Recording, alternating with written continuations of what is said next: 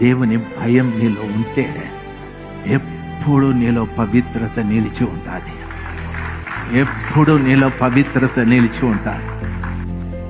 ఓసారి ఒక పాస్టర్స్ కాన్ఫరెన్స్లో లంచ్ బ్రేక్ వదిలిపెట్టారు. కొంతమంది దైవ సేవకులందరూ అక్కడ ఉంటే నన్ను కూడా అక్కడికి తీసుకెళ్ళి అందరూ మంచి మంచి మాంసాలు, చేపలు అన్నీ తినేస్తూ ఉన్నారు. నేను ఏదో శాకాహారం తింటూ ఉన్నాను. అయ్యగారు, మీరు మాంసాలు తినరా? ఇదివరకే అన్నీ తినేసినాను. చేపలు తినరా? ఇదివరకే అన్నీ తినేసినాను. ఇంకా ఇప్పుడు తినరా? తిన్నాను అని చెప్పాను.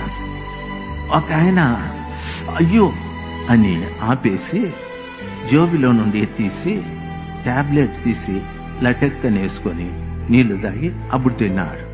నేను అన్నాను, ట్యాబ్లెట్ ఎందుకు అని.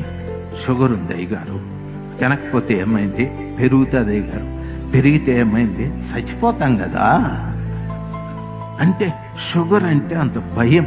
మధ్యలో ఆపేసి లటుక్కుని వేసుకొని అన్నంతో పాటు మింగినాడు దీన్ని కూడాను. ఎంత భయమో మీకు తెలుసా?